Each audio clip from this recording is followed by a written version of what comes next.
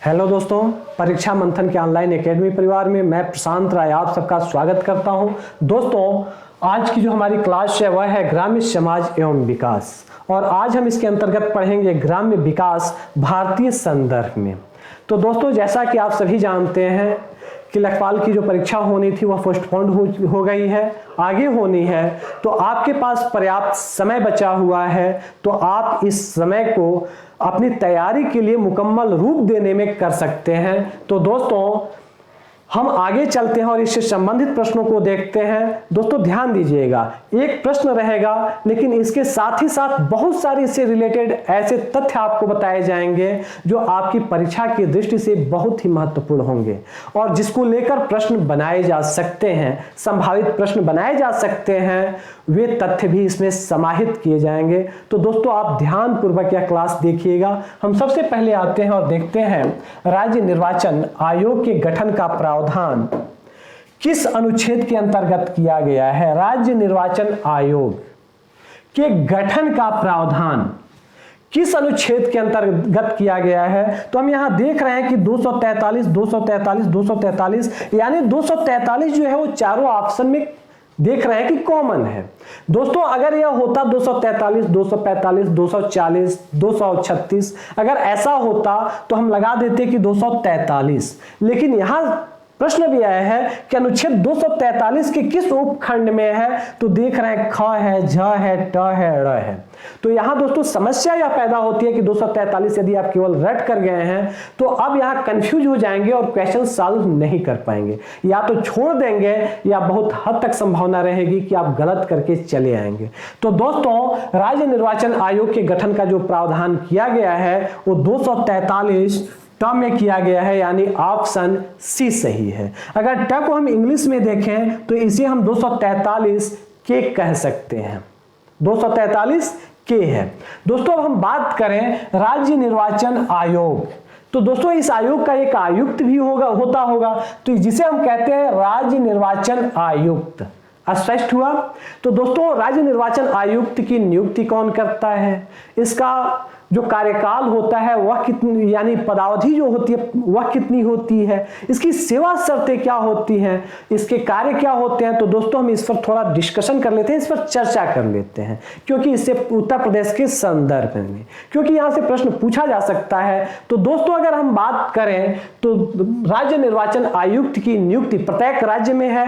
तो इन ध्यान दीजिएगा, पहली क्लास में याद कीजिएगा कि 3 राज्य और 1 केंद्र शासित प्रदेश में नहीं है, पंचायती राज व्यवस्था नहीं है, याद होगी वो क्लास। तो दोस्तों ध्यान दीजिएगा, जिन राज्यों में भी या केंद्र शासित प्रदेशों में राज्य निर्वाचन आयोग है, इसके एक आयुक्त हैं जिसे राज्य निर्वाचन आयुक्त हम कहते हैं। तो दोस्तों, राज्य निर्वाचन आयुक्त की जो नियुक्ति है वह राज्यपाल के द्वारा की जाती है। इसकी सेवा शर्तें जो निर्धारित होती हैं वह राज्यपाल के द्वारा निर्धारित की जाती हैं। इसकी जो पदावधि होती है वह राज्यपाल निर्धारित करता है, यानी जो राज्य निर्वाचन आयुक्त होगा इसका कार्यकाल कितने वर्ष का होगा या इसकी उम्र सीमा क्या होगी, इसका निर्धारण भी राज्यपाल के द्वारा किया जाता है। यदि हम संबंधित राज्य के राज्यपाल के द्वारा यदि हम बात करें इसके कार्य क्या हैं, तो दोस्तों नगर पालिकाओं, नगर निगमों और पंचायतों का चुनाव कराना, और साथ ही साथ राष्ट्रीय चुनाव आयोग, यानी भारत का जो चुनाव आयोग है, तो राष्ट्रीय चुनाव आयोग अगर कोई निर्दिष्ट करता है कि आप इस कार्य को पूर्ण कीजिए तो वह कार्य करने के लिए भी राज्य निर्वाचन आयोग जिम्मेदार है, वह कार्य भी यह करता है। अन्य हम कार्यों की बात करें तो दोस्तों मतदाता पहचान पत्र बनाना, मतदाता सूची तैयार करना, साथ ही साथ जो चुनाव होते हैं चुनाव का अधीक्षण करना, निर्देशन करना और उसका नियंत्रण करना, ये सब की शक्ति भी राज्य निर्वाचन आयोग के पास है। अगर हम बात करें तो इसके गठन के साथ इसकी शर्तें क्या हैं, तो दोस्तों ध्यान दीजिएगा, जो राष्ट्रीय चुनाव आयोग है उसके समान ही इसकी भी शक्तियां हैं। यानी अगर एक बार अगर राज्य निर्वाचन आयुक्त की अगर नियुक्ति हो गई तो पद पर रहते हुए उसके पद में कोई अलाभकारी परिवर्तन नहीं किया जा सकता है। उसे अगर हटाना होगा तो उच्च न्यायालय के न्यायाधीश को जिस प्रकार से जिस हटाया जाता है, वही प्रक्रिया राज्य निर्वाचन आयुक्त को हटाने के लिए अपनानी पड़ती है। यानी राज्य निर्वाचन आयुक्त को नियुक्ति के बाद अगर उसे हटाना हो तो यह बहुत कठिन प्रक्रिया है, हटाना लगभग नामुमकिन सा है और उसमें अलाभकारी परिवर्तन नहीं हो सकता है। न उसकी पदअवधि में कोई परिवर्तन किया जा सकता है, न सेवा शर्तों में कोई परिवर्तन किया जा सकता है, न वेतन वगैरह में कोई परिवर्तन किया जा सकता है। तो कोई अलाभकारी परिवर्तन नहीं किया जा सकता है। अर्थात एक प्रकार से इसे स्वतंत्रता इतनी दी गई है कि ये निष्पक्ष होकर राज्य के विभिन्न चुनावों को संपन्न करा सके। राष्ट्रीय चुनाव आयोग जैसे बनाया गया है देश के चुनाव के लिए, ध्यान दीजिएगा, यहां राज्य निर्वाचन आयोग राज्य के विधानमंडलों का निर्वाचन नहीं कराता है।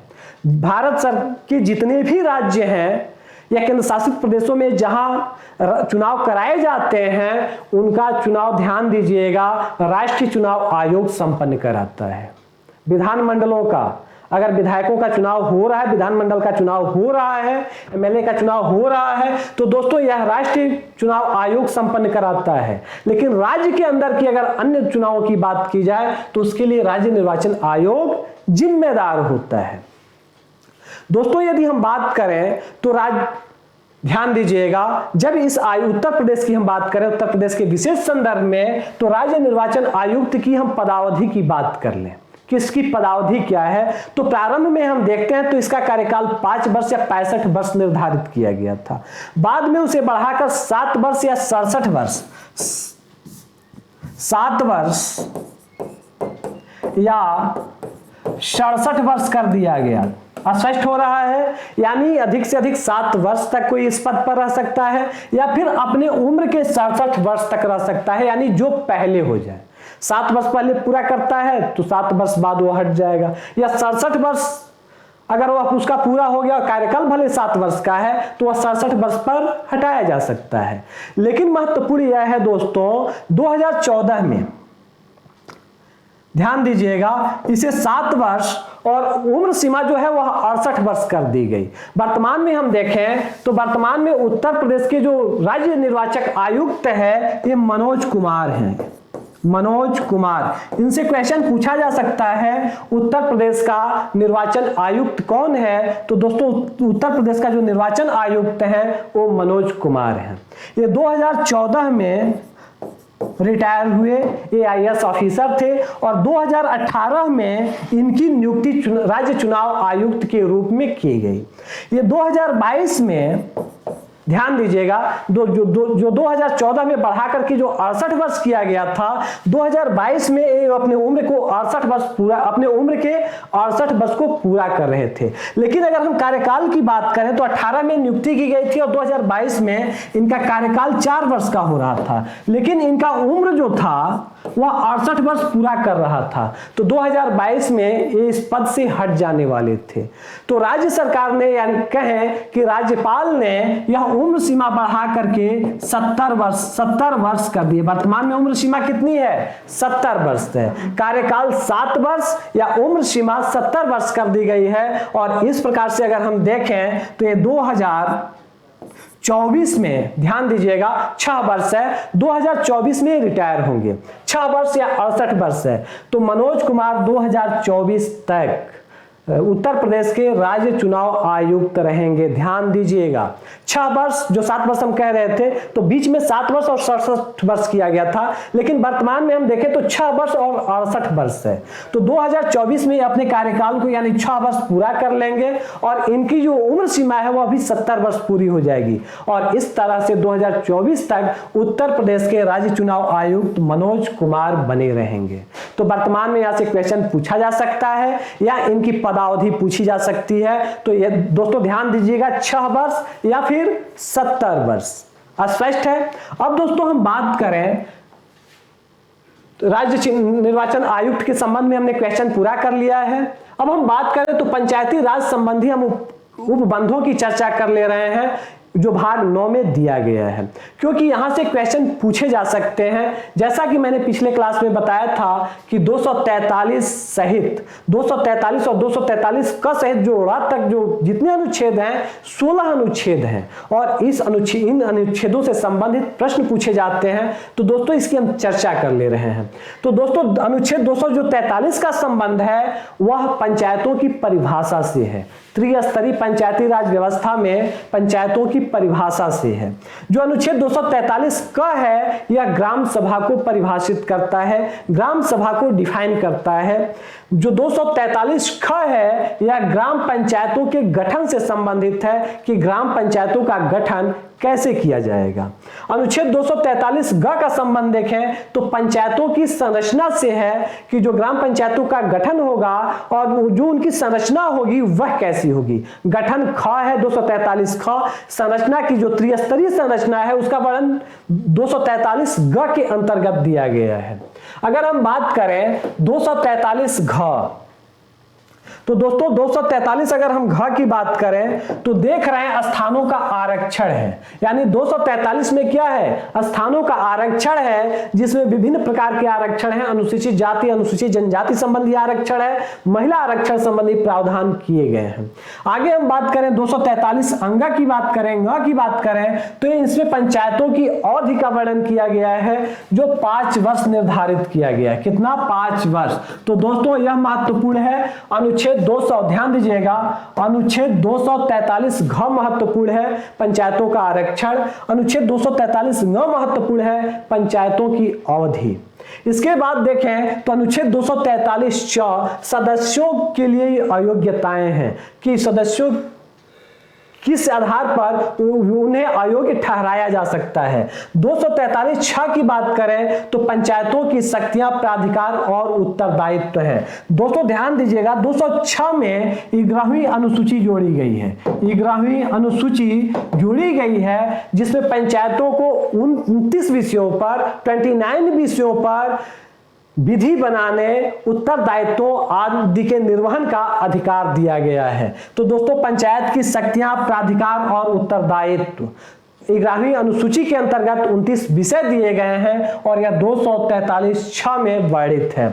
243 ज की हम बात करें तो पंचायतों द्वारा कर अधिरोपित करने की शक्तियां और उनकी निधियां हैं, यानी पंचायतें भी कर लगा सकती हैं। यदि किसी ग्राम सभा में, ग्राम पंचायत में यदि हाट है, बाजार है, मेला लग रहा है तो पंचायत द्वारा कर आरोपित किया जा सकता है, इसके लिए उसे शक्ति दी गई है।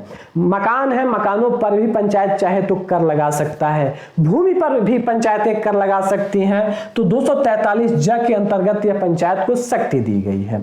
आगे हम बात करें तो 243 झ के अंतर्गत ध्यान दीजिएगा 6 महत्वपूर्ण है, स्टार बना लीजिएगा।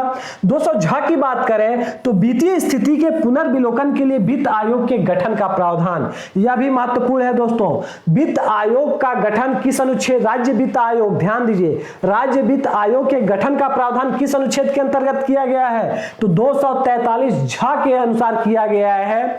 और ध्यान दीजिएगा राज्यपाल प्रत्येक 5 वर्ष पर वित्त आयोग का गठन करेगा। इसी में यह वर्णित है कि प्रत्येक राज्य का राज्यपाल संबंधित राज्य में प्रत्येक 5 वर्ष पर वित्त आयोग का गठन करेगा। ये वित्त आयोग का कार्य क्या होगा, तो दोस्तों ये राज्य और पंचायत के जो सभी स्तर हैं, जो त्रिस्तरीय हैं, इनके बीच वित्त का बंटवारा करना, जो कर वसूले जाएंगे, जो तमाम चुंगी वगैरह, जो स्टाम्प शुल्क वगैरह जो सरकार के पास जाता है, तो इन जो संचित निधि है इन सब से वित्त तो जो है यह राज्य और पंचायतों के बीच इनका जो वितरण होगा उनके से संबंधित नियम बनाएंगे, उसका अनुपात बताएंगे, साथ ही साथ इसके मानक तैयार करेगा राज्य वित्त आयोग। तो दोस्तों यह प्रश्न पूछा जा सकता है अनुच्छेद 243 झ के अंतर्गत कि वित्त आयोग का, राज्य वित्त आयोग का गठन किस अनुच्छेद के अंतर्गत किया गया है। यह महत्वपूर्ण है और आप स्टार बना लीजिएगा, यह परीक्षा की दृष्टि से बेहद उपयोगी अनुच्छेद है। अनुच्छेद 243 यहां की बात करें तो पंचायतों की लेखाओं की संपरीक्षा ऑडिट से संबंधित है। 243 ड की बात करें तो पंचायतों के लिए निर्वाचन से संबंधित है, यानी पंचायतों के लिए निर्वाचन आयोग से संबंधित है, ट। स्पष्ट हो रहा है। राज्य निर्वाचन आयोग की स्थापना का गठन या स्थापना का निर्देश कौन देता है? तो 243 ट देता है। स्पष्ट हुआ? यह भी महत्वपूर्ण है, स्टार बना लीजिएगा, 243 ट। दोस्तों हम आगे बात करें अगले अनुच्छेद की, तो 243 ठ है और यह कहता है राज्य संघ राज्यों क्षेत्रों को लागू होना। किस संघ राज्य क्षेत्र में त्रिस्तरीय पंचायती राज व्यवस्था लागू की जाएगी? 243 ड कह रहा है इस भाग का कतिपय क्षेत्रों को लागू न होना, यह किन किन क्षेत्रों में लागू नहीं होगा। आगे हम बात करें, ढ कह रहा है विद्यमान विधियों और पंचायतों का बना रहना का संबंध किससे है? वर्तमान विधियों और पंचायतें बनी रह सकती हैं या किसमें है? ढ में है। साथ ही 243 ड़ कहता है निर्वाचन संबंधी मामलों में न्यायालयों के हस्तक्षेप का वर्णन किया गया है कि अगर निर्वाचन संबंधी, अगर ग्राम सभा यदि प्रधान के निर्वाचन हो रहा है उसमें अगर कोई अंतर पाया गया या विसंगति पाई गई तो यह न्यायालय द्वारा हस्तक्षेप किया जाएगा। तो इसका वर्णन किसमें है? 243 ड़ में है। दोस्तों यह महत्वपूर्ण यह भी है कि आप हिंदी में पढ़ रहे हैं, लेकिन यदि परीक्षा में अगर ABCD अगर करके आ गया तब आप क्या करेंगे? तो दोस्तों इसके लिए एक उपाय है और उपाय यह है, ध्यान दीजिएगा, जो क है इसे आप रोमन लेटर में, रोमन अक्षर में A लिखेंगे, जो ख है यह B है, जो ग है यह C है, यानी ABC आप देख रहे हैं यहां पर। आगे बढ़ेंगे तो ABC यह क्या हो गया? D E F G H I J K। यहां स्पष्ट हुआ कि घ D है, ङ E है, च F है, G जो है वह छ है, ज है वह H है, झ है वह I है, यह J है, ट जो है वह K है, L जो ट है यह L है, M है, N है और O है, यानी A से लेकर O तक आप अनुच्छेद देख रहे हैं। A से लेकर कितना है? O तक है और इस तरह से आप रोमन अंक में या इंग्लिश में इसे आप देख सकते हैं या विश्लेषित कर सकते हैं या समझ सकते हैं। तो दोस्तों हिंदी और इंग्लिश में आप कंफ्यूज मत होइएगा। यदि हिंदी और इंग्लिश की बात की जाती है तो क से ड़ तक पढ़िएगा और इंग्लिश में ए से ओ तक पढ़ लीजिएगा। यदि घ दिया हुआ है तो अगर इंग्लिश में है तो सीधे आपको घ याद है तो सीधे कहिए ABCD, यानी यह अनुच्छेद 243D होगा। स्पष्ट है? तो आप इसमें कंफ्यूज मत होइएगा। स्पष्ट हुआ? अब हम आते हैं अगले प्रश्न पर कि अगला प्रश्न हमारा क्या है। तो देख रहे हैं एक विकास खंड पर पंचायत समिति होती है। विकास खंड यानी क्षेत्र पंचायत के स्तर पर जो पंचायत समिति होती है वह क्या होती है? एक सलाहकार समिति के रूप में, एक प्रशासकीय अधिकरण के रूप में, एक परामर्शदात्री समिति के रूप में, एक निरीक्षण प्राधिकरण के रूप में। तो दोस्तों इसका सही आंसर है ऑप्शन बी, यानी एक प्रशासकीय अधिकरण के रूप में होती है। आप जब ब्लॉक खंड पे देखते हैं, विकास खंड पे देखते हैं, जिसे आप क्षेत्र पंचायत कहते हैं, वह प्रशासकीय स्तर पर होता है। वह गांवों की जांच कर सकता है, जरूरी गांवों को, पंचायतों को निर्देश दे सकता है और यही कारण है कि यह प्रशासकीय अधिकरण के रूप में पंचायत समिति या क्षेत्र पंचायतें होती हैं। तो इस तरह ऑप्शन बी सही है। अब हम बात करें तो प्राचीन भारतीय ग्रामीण प्रशासन की विशेषता नहीं है। प्राचीन भारतीय ग्रामीण प्रशासन की विशेषता नहीं है। दोस्तों ध्यान दीजिएगा, कह रहा है विशेषता नहीं है ग्रामीण विकास भारतीय संदर्भ में। तो दोस्तों हम भारतीय संदर्भ में यहां देख रहे हैं तो कृषि मुख्य व्यवसाय। तो दोस्तों जो ग्रामीण प्रशासन है, गांव का मुख्य व्यवसाय क्या है? कृषि मुख्य व्यवसाय है, यानी यह ग्राम की विशेषता है। आगे हम देखें खुला सामाजिक स्तरीकरण। तो दोस्तों गांव में खुला सामाजिक स्तरीकरण नहीं होता है, बल्कि बंद सामाजिक स्तरीकरण होता है। इस तरह से हम देख रहे हैं यह पंचायत की विशेषता नहीं है, ग्रामीण प्रशासन की विशेषता नहीं है और इस तरह से ऑप्शन बी सही है। प्राचीन भारतीय ग्रामीण प्रशासन की विशेषता नहीं है तो खुला सामाजिक स्तरीकरण प्राचीन भारतीय ग्रामीण प्रशासन की विशेषता नहीं है, यानी 20 सही है। अगले ऑप्शन को देख लेते हैं, उपभोग पर आधारित आर्थिक व्यवस्था। दोस्तों जो ग्रामीण व्यवस्था है यह उपभोग पर ही आधारित है। सारे लोग खेती करते हैं और उसका स्वयं उपभोग करते हैं, बहुत कम मात्रा में उसका व्यवसाय कर पाते हैं, व्यावसायिक उत्पादन कर पाते हैं। तो दोस्तों यह उपभोग पर आधारित आर्थिक व्यवस्था है, यह भी सही है। यह भी भारतीय ग्रामीण प्रशासन की क्या विशेषता है, प्रत्येक गांव एक पृथक सामाजिक इकाई के रूप में। दोस्तों यह भी सही है। यह क्या है, प्रत्येक भारतीय जो ग्रामीण प्रशासन है उसकी यह विशेषता है। तो दोस्तों भारतीय ग्रामीण प्राचीन भारत में जो गांवों की जो विशेषता थी या गांव के प्रशासन की जो विशेषता थी वह हम देखें तो कृषि मुख्य व्यवसाय था, यह विशेषता है। उपभोग आधारित आर्थिक व्यवस्था थी, यह भी है। प्रत्येक गांव एक पृथक सामाजिक इकाई के रूप में होता था, यह भी सही है। खुला सामाजिक स्तरीकरण न होकर के बंद सामाजिक स्तरीकरण थी, यह सही है। और साथ ही साथ हम देखें तो छोटा आकार, समुदाय का छोटा आकार प्राचीन भारतीय ग्रामीण प्रशासन की विशेषता है। और इसके साथ साथ हम देखें तो पारिवारिक संगठन भी ग्रामीण समाज की विशेषता है। तो दोस्तों पारिवारिक संगठन ग्रामीण समाज की विशेषता है। दोस्तों अब यहां मुख्य रूप से अगर हम देखें तो खुला सामाजिक स्तरीकरण और बंद सामाजिक स्तरीकरण को हम समझ लेते हैं। दोस्तों खुला सामाजिक स्तरीकरण उसे कहते हैं जो एक वर्ग से व्यक्ति दूसरे वर्ग में या एक समुदाय से दूसरे समुदाय में आसानी से वो घुल मिल जा सके, आ जा सके। लेकिन हम गांव में देखते हैं कि ऐसा नहीं होता है। जो सामान्यतः शादी विवाह के जो रीति रिवाज होते हैं ये अपने ही जाति में लोग करते हैं, यानी क्या है, जो गांव की जो सामाजिक संरचना है, जो व्यवस्था है, यह बंद है। चाहे कोई भी कास्ट हो, अपनी ही जाति में उनकी शादियां होती हैं। अगर हम कहें तो खान पान का जो व्यवहार है, लेन देन का जो सामान्यतः व्यवहार है, अगर खान पान से संबंधित है तो अभी अपनी ही जाति में करना लोग पसंद करते हैं। कोई एक जात में जन्म लिया है वह दूसरे जात में परिवर्तन नहीं कर पाता है। तो दोस्तों इस तरह से भी हम देखते हैं कि जो खुला सामाजिक स्तरीकरण न होकर के भारतीय ग्रामीण प्रशासन या ग्रामीण समाज में बंद सामाजिक स्तरीकरण का हमें एक खाका दिखाई देता है। स्पष्ट हुआ। अगले हम क्वेश्चन की ओर देखते हैं। तो दोस्तों आप ये जितने विशेषताएं हैं आप इन्हें कहीं नोट कर लीजिएगा, इससे संबंधित प्रश्न पूछे जा सकते हैं। अगले प्रश्न को हम देखें तो भारत में ग्रामों की आबादी के आधार पर इन्हें कितनी श्रेणियों में विभाजित किया गया है या वर्गीकृत किया गया है। तो दोस्तों आबादी के आधार पर, प्रश्न क्या है, आबादी के आधार पर। तो दोस्तों इसका ऑप्शन होगा 3, यानी 3 सही है। यानी आबादी के आधार पर हम देखते हैं तो गांवों को मुख्य रूप से 3 वर्गों में विभाजित किया गया है। तो दोस्तों 1991 की जब जनगणना को आधार बना करके ध्यान रखिएगा, 1991 की जनगणना को आधार बना करके ग्रामों की आबादी का वर्गीकरण किया गया जनसंख्या के आधार पर।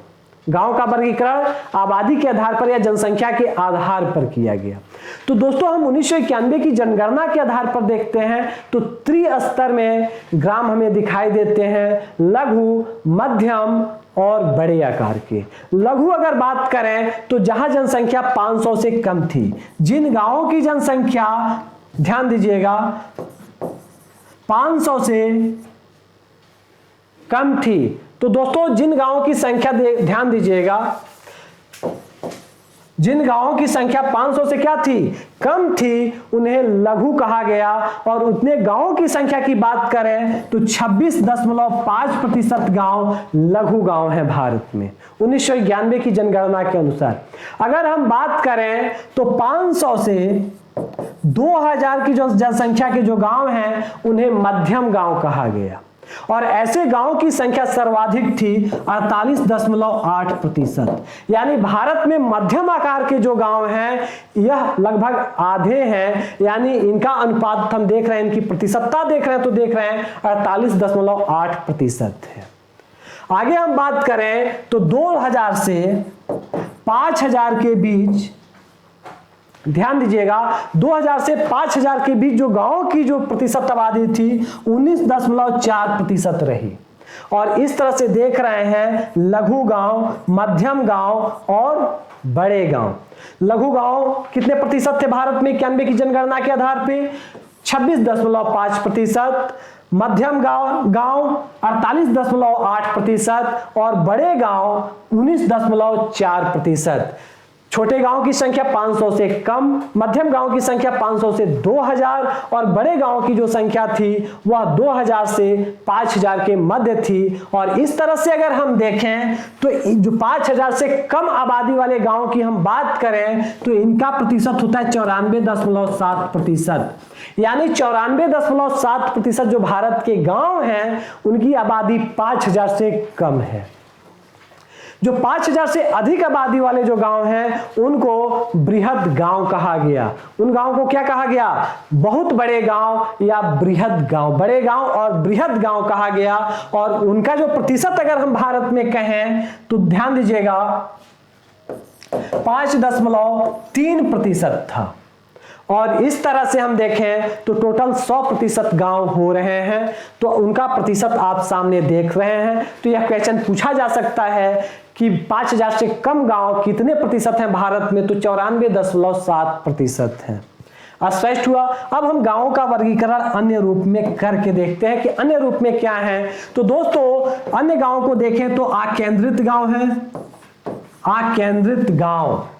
दूसरे प्रकार के जो गांव हैं उन्हें हम छिटपुट गांव के नाम से, छिटपुट गांव के नाम से जानते हैं। केंद्रित गांव, छिटपुट गांव। और तीसरा जो प्रकार है वह सीमावर्ती गांव है, सीमावर्ती गांव। हम यहां देख रहे हैं 3 तरह के गांव हमें दिखाई दे रहे हैं। आकेंद्रित गांव का अर्थ हुआ कि जो एक गांव में जितने भी घर होते हैं वो एक इकाई के रूप में होते हैं, यानी सारे घर एक ही जगह इकट्ठा हो रहते हैं। गांव के जितने भी घर होते हैं एक जगह क्या होते हैं? आकेंद्रित होते हैं, एक ही जगह पर आकर के केंद्रित हो जाते हैं। ध्यान दीजिएगा अकेंद्रित नहीं है, आकेंद्रित है। आ का मतलब नहीं हो जाएगा, अकेंद्रित होता तो जो केंद्रित नहीं है, लेकिन यहाँ क्या है? आकेंद्रित गांव है या केंद्रित गांव है। तो दोस्तों जो गांव के सारे परिवार या सारे घर एक ही जगह पर आकर जहां केंद्रित होते हैं उसे आकेंद्रित या केंद्रित गांव के नाम से जानते हैं। और इनके चारों तरफ कृषि भूमि होती है। गांव में तो कृषि भूमि भी होती है ना, तो इन गांवों के चारों ओर कृषि भूमियों का विस्तार पाया जाता है और कृषि भूमियों के बीच में ये गांव, ये सारे घर केंद्रित होते हैं। छिटपुट जो गांव हैं यह जगह जगह पर केंद्रित होते हैं। एक ही गांव में अलग अलग जाति या बस्तियों के आधार पर, समुदायों के आधार पर अलग अलग इनकी बस्तियां होती है, अलग अलग ये संगठित होते हैं। और इस प्रकार से एक इकाई न होकर के इसमें कई इकाइयां दिखाई देती हैं। और बीच के जगह को हम देखते हैं कि जगह जगह कृषि क्षेत्रों से, ध्यान दीजिएगा, जगह जगह कृषि क्षेत्रों से अलग होते हैं। एक गांव अगर यहाँ पे 10 घर यहाँ है, बीच में हमें कृषि क्षेत्र दिखाई देगा, फिर 10 घर यहाँ दिख रहे हैं या 20 घर यहाँ दिख रहे हैं, फिर कृषि क्षेत्र है, फिर यहाँ 50 घर दिख रहे हैं, कृषि क्षेत्र है। तो ये जो होते हैं छिटपुट जो गाँव होते हैं ये कृषि क्षेत्र के द्वारा इनके जो परिवार होते हैं, जो समुदाय होते हैं, एक दूसरे से अलग होते हैं। स्पष्ट हुआ। तीसरी जो श्रेणी है वह सीमावर्ती गांव की है। सीमावर्ती गांव की बात करें तो जो शहर के जो करीब जो गांव होते हैं, शहर की सीमा से जो लगे हुए गांव होते हैं, इन गांवों को सीमावर्ती गांव कहा जाता है। और इन गांवों में अगर हम विकास देखें तो आकेंद्रित और छिटपुट गांवों की अपेक्षा इनका विकास अधिक हुआ होता है, क्योंकि ये शहर से लगे हुए होते हैं। इनके अगर हम बात करें तो एक कृषि के साथ साथ, ध्यान दीजिएगा, सीमावर्ती गांव के लोग कृषि के साथ साथ व्यापार से भी जुड़े होते हैं। फल, सब्जी या अन्य सारा व्यवसाय ये बड़े शहरों से करते हैं। और इस तरह से हम कहें तो एक कृषि के साथ साथ कृषि के व्यवसायीकरण से भी ये गांव के लोग जुड़े होते हैं, सीमावर्ती गांव के लोग। तो इस तरह से हमें 3 तरह के गांव दिखाई दे रहे हैं। और हम आगे बात करें तो ध्यान दीजिएगा, गांव की अगर हम चर्चा कर रहे हैं तो गांव की जो बुनियादी इकाई है वे लोग होते हैं। लोगों से मिलकर ही समाज बनता है। तो गांव की बुनियादी, प्रत्येक व्यक्ति ग्राम पंचायत का सदस्य होता है जो वोट देने के योग्य हो। आगे हम बात करें तो आकेंद्रित गांव, छिटपुट गांव और सीमावर्ती गांव को हम पढ़ चुके हैं। और हम यह देख चुके हैं कि सबसे जो विकसित गांव होते हैं या जो विकास कर रहे गांव होते हैं वो सीमावर्ती गांव होते हैं, क्योंकि ये शहर के करीब होते हैं। अगले क्वेश्चन की ओर हम बढ़ते हैं तो देख रहे हैं ग्रामीण क्षेत्र किस प्रकार के समाज के अंतर्गत आता है। तो दोस्तों ग्रामीण क्षेत्र किस प्रकार के समाज के अंतर्गत आता है। पहला ऑप्शन व्यक्तिगत समाज, दूसरा ऑप्शन है सांस्कृतिक समाज, तीसरा ऑप्शन है परंपरागत समाज और चौथा ऑप्शन है आर्थिक समाज। तो दोस्तों जो गांव समाज होता है यह परंपरागत समाज होता है, यह अपनी परंपराओं को निभाता है। ध्यान दीजिएगा, व्यक्ति क्या सांस्कृतिक समाज नहीं होगा, व्यक्तिगत समाज शहर का होता है, प्रत्येक व्यक्ति अलग अलग होता है, पड़ोस में कौन है उसे किसी को किसी से मतलब नहीं है। सांस्कृतिक समाज भी देखें तो गांव के कई गांव के या समूह की एक संस्कृति होती है, विशेष गांव की विशेष संस्कृति तो नहीं होती है। इस प्रकार से हम देखें कई गांवों की एक संस्कृति होती है, सामूहिक संस्कृति होती है। तो हम देखते हैं जो गांव होते हैं इनमें परंपरागत समाज पाया जाता है और ये अपनी परंपरा से चली आई रूढ़ियों और संस्कृतियों इन सब का ये क्या करते हैं, पालन करते हैं। तो इस प्रकार ग्रामीण क्षेत्र किस प्रकार के समाज के अंतर्गत आता है। तो दोस्तों ये परंपरागत समाज के अंतर्गत आता है।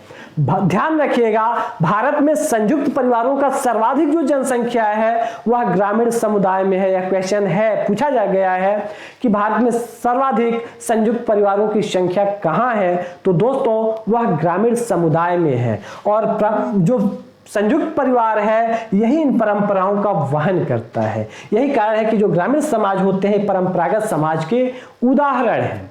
आगे हम बात करें तो ग्रामीण समाज सरलता का द्योतक है। ग्रामीण समाज में सरलता कूट कूट कर पाई जाती है, इसमें व्यक्तिगता नहीं होती है, इसमें सरलता होती है। ग्रामीण समाज में एक कृषि के साथ साथ ग्रामीण समाज में पशुपालन भी पाया जाता है जिसे हम मिश्रित कृषि के नाम से जानते हैं। दोस्तों भारतीय अगर हम संस्कृति की बात करें तो भारतीय संस्कृति में परिवार को मानवीय समाज की आधारशिला या मानवीय मूल्यों की आधारशिला कहा गया है। तो इस तरह से क्वेश्चन पूछा गया है कि परिवार क्या है, तो मानवीय मूल्यों की आधारशिला है या मानवीय समाज की आधारशिला है। स्पष्ट है। तो ग्रामीण क्षेत्र में किस प्रकार के समाज, ग्रामीण क्षेत्र किस प्रकार के समाज के अंतर्गत आता है। तो दोस्तों परंपरागत समाज के अंतर्गत आता है। अगला क्वेश्चन है ग्राम शब्द का सर्वप्रथम उल्लेख मिलता है बौद्ध साहित्य, वैदिक साहित्य, जैन साहित्य, लौकिक साहित्य। तो दोस्तों ग्राम शब्द का सर्वप्रथम उल्लेख वैदिक साहित्य यानी ऑप्शन बी सही है, वैदिक साहित्य में मिलता है। और ग्राम शब्द का सर्वप्रथम उल्लेख अगर हम बात करें तो ऋग्वेद में है। सर्वप्रथम उल्लेख विश्व का सबसे प्राचीनतम ग्रंथ ऋग्वेद है, यानी ऋग्वेद में ही ग्राम शब्द का सबसे पहले उल्लेख मिलता है। हम इसे संबंधित अन्य शब्दों को समझ लेते हैं जहां से अक्सर प्रश्न बनाए जाते हैं। दोस्तों एक शब्द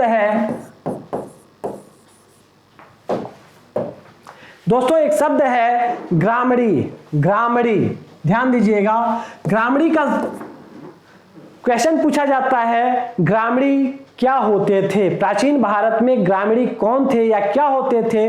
तो गांव के मुखिया को ग्रामीणी कहा जाता था प्राचीन भारत में। मोस्ट इंपॉर्टेंट है आपके लिए एग्जाम की दृष्टि से। तो प्राचीन भारत में गांव के मुखिया को क्या कहा जाता था, तो ग्रामीणी कहा जाता था गांव के मुखिया को। गांव का जो शाब्दिक अर्थ होता है, अभी ध्यान दीजिए, गांव का शाब्दिक, ग्राम का शाब्दिक अर्थ होता है आमदनी करने वाला। तो इसकी चर्चा हम आगे करेंगे।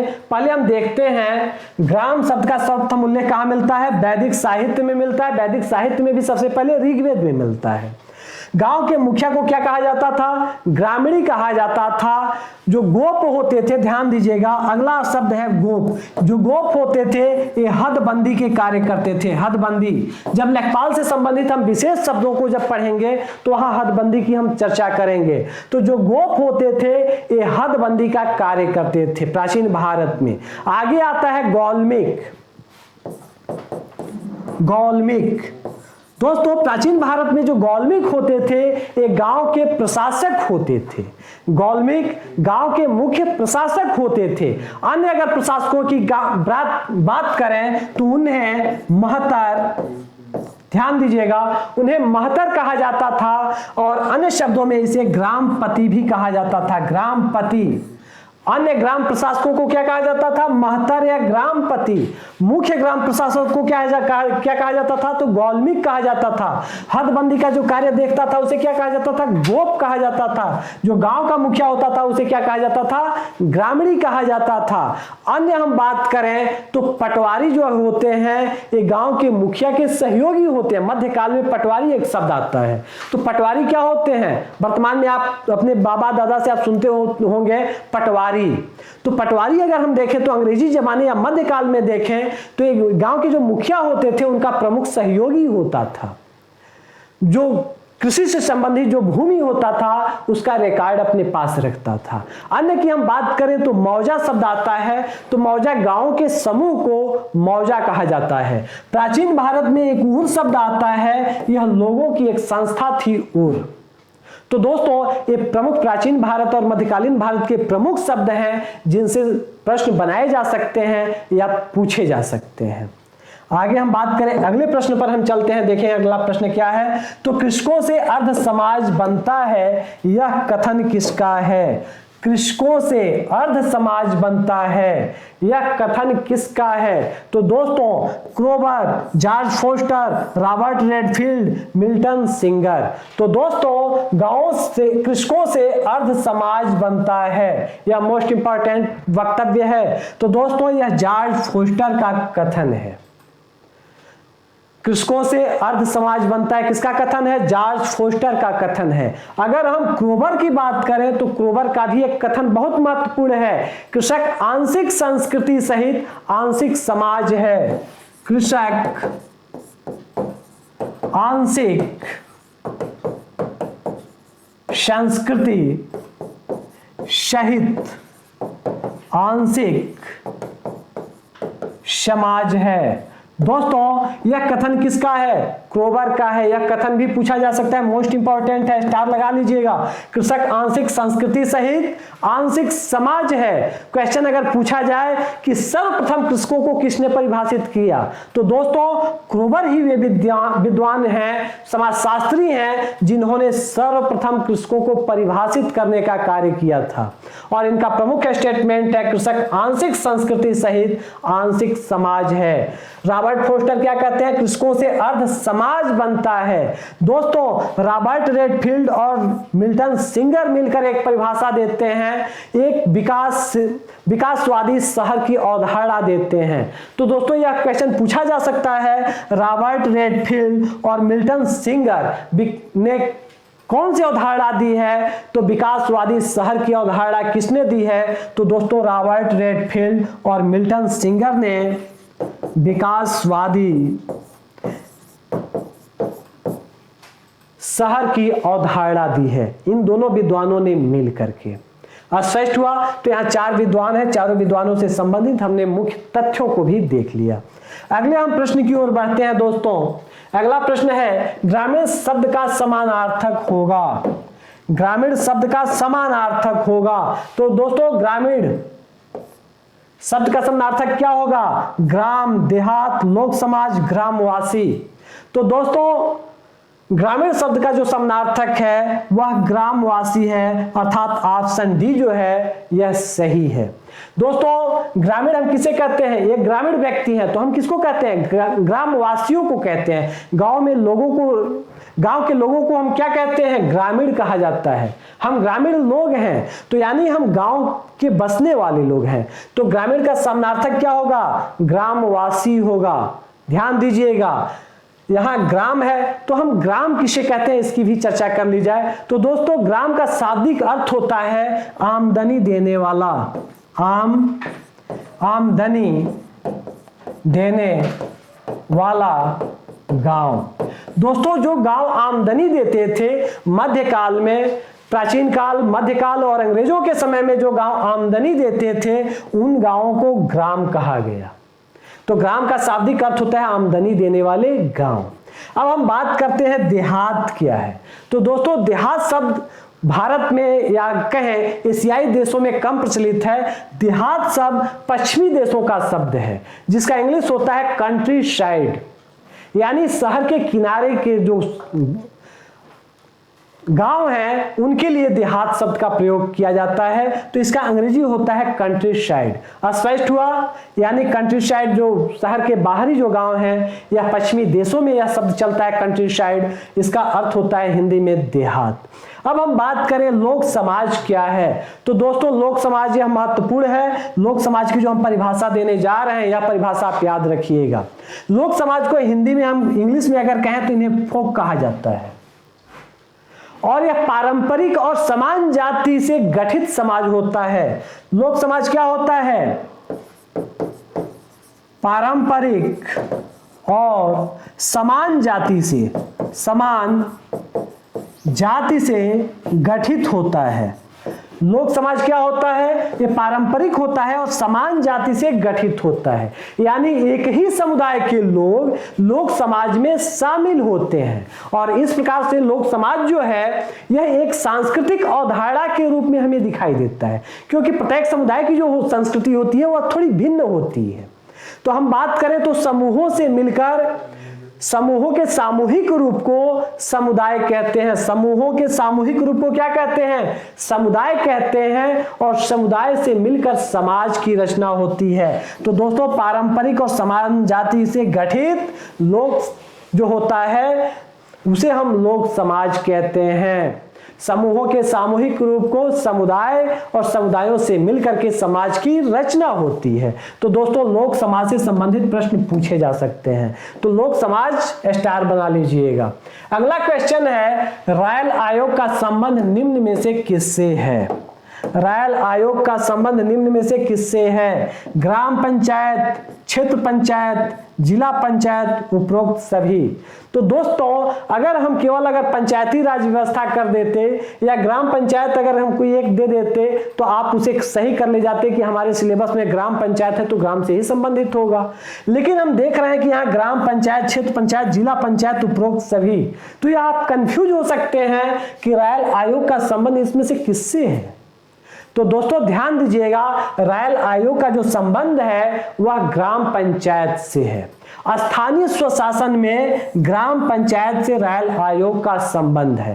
रायल आयोग का जो गठन किया गया था, नाम से ही स्पष्ट है कि यह पराधीन भारत या गुलाम भारत में किया गया होगा या अंग्रेजों के जमाने में किया गया होगा। आजाद भारत में तो रायल आयोग बनेगा ही नहीं। तो दोस्तों 1907 में रायल आयोग का गठन किया गया था और 1907 में रायल आयोग ने सिफारिशें दी थी कि ग्राम पंचायतों में, गांव में ग्राम पंचायतें स्थापित की जाएं। रायल आयोग ने क्या सिफारिश की थी? गांव में ग्राम पंचायतें स्थापित की जाएं और उन्हें व्यापक अधिकार दिया जाए, उन्हें वित्तीय शक्तियां भी प्रदान की जाए।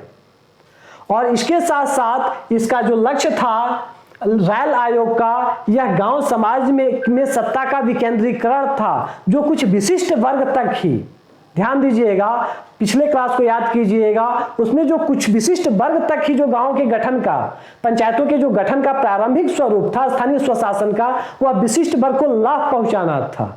औपनिवेशिक शासन को विशिष्ट वर्ग का समर्थन प्राप्त करना था।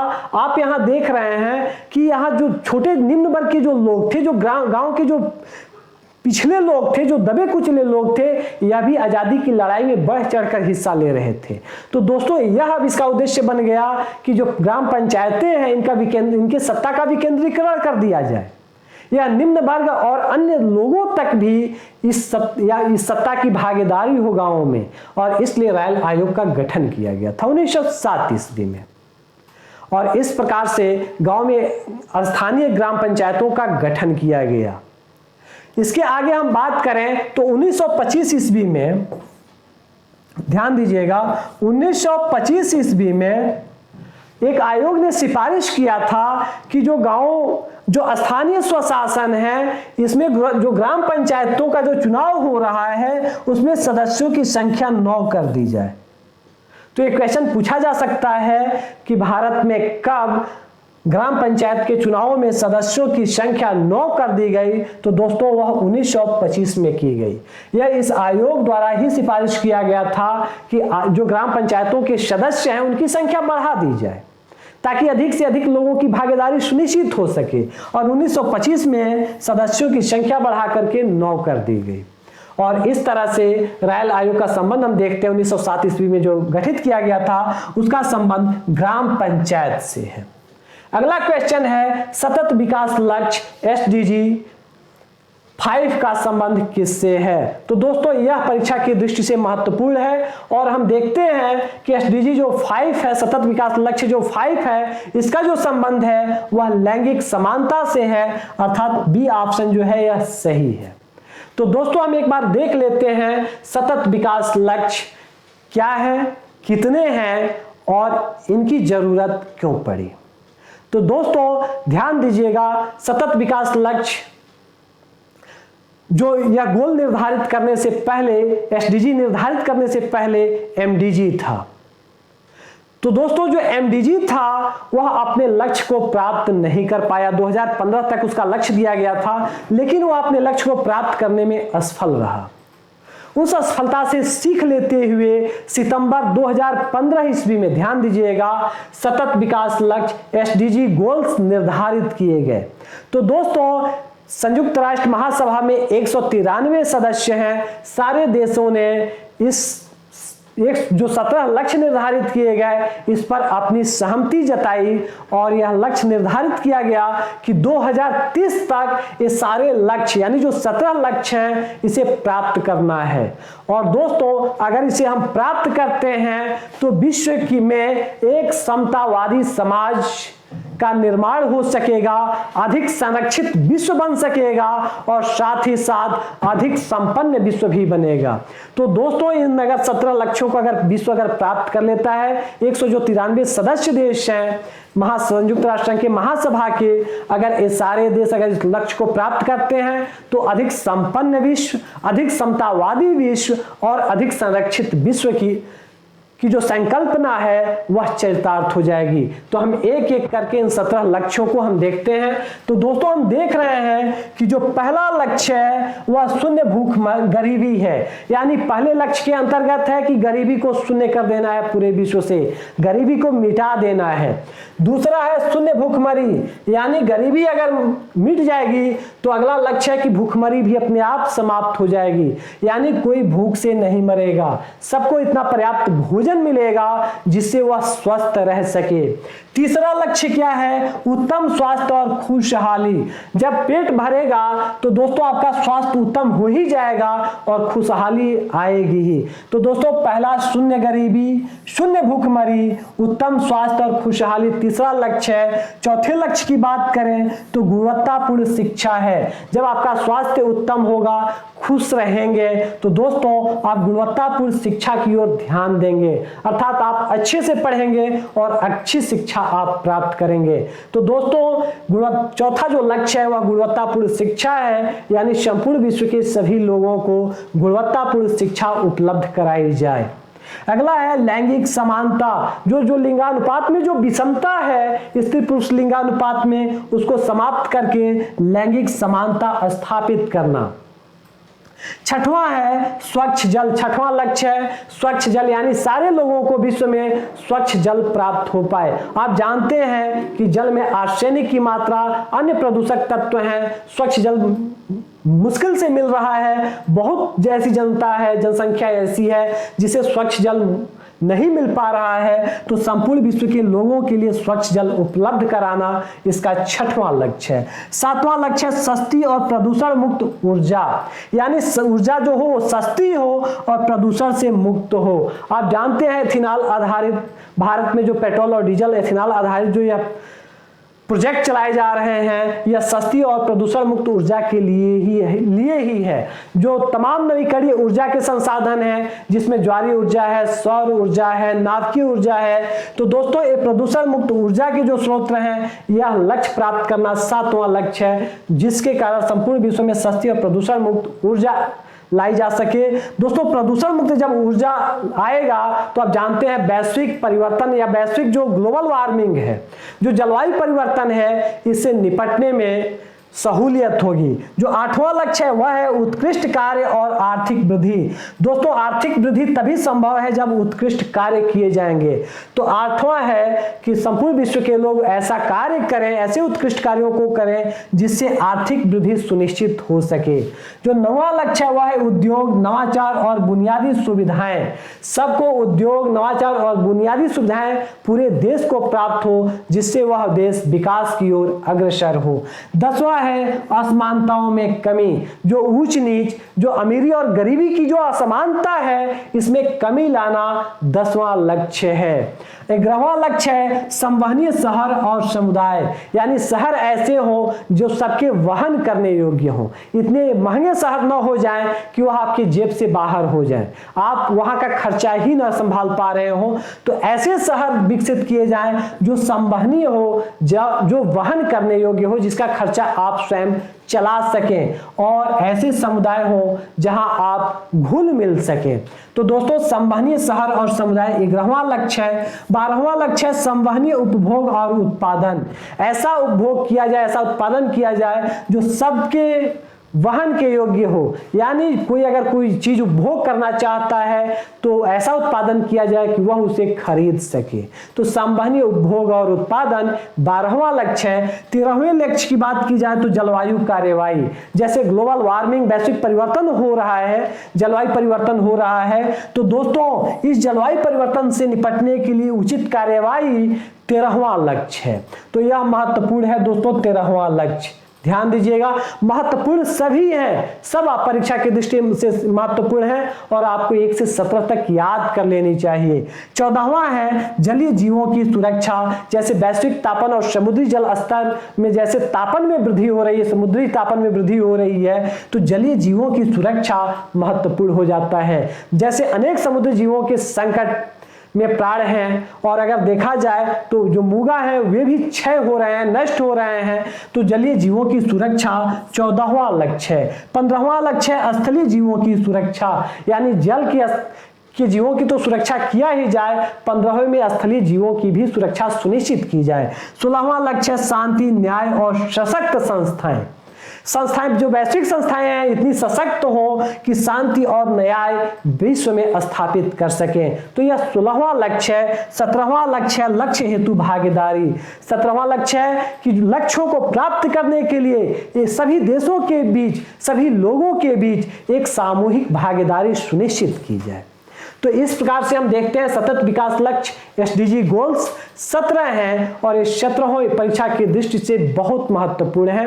आप इन्हें याद कर लेंगे और इस तरह से जो आज की हमारी यह क्लास है दोस्तों, ध्यान रखिएगा, आज की जो हमारी क्लास है ग्राम्य समाज एवं विकास से संबंधित जो ये क्लास है, यह क्लास यहाँ पर आकर समाप्त होता है। फिर हम अगले नए चैप्टर के साथ, नए क्लेवर के साथ, नए फैक्ट के साथ फिर हम आपसे मिलेंगे और फिर एग्जाम के विशेष तथ्यों पर चर्चा की जाएगी और देखा जाएगा कि कौन से तथ्य, कौन से प्रश्न परीक्षा की दृष्टि से महत्वपूर्ण हैं। और इसी के साथ यह क्लास देखने के लिए आप सबको बहुत बहुत धन्यवाद। जरूरत हो तो आप कमेंट करें, लाइक करें, सब्सक्राइब करें और हमारे चैनल को शेयर करना न भूलें।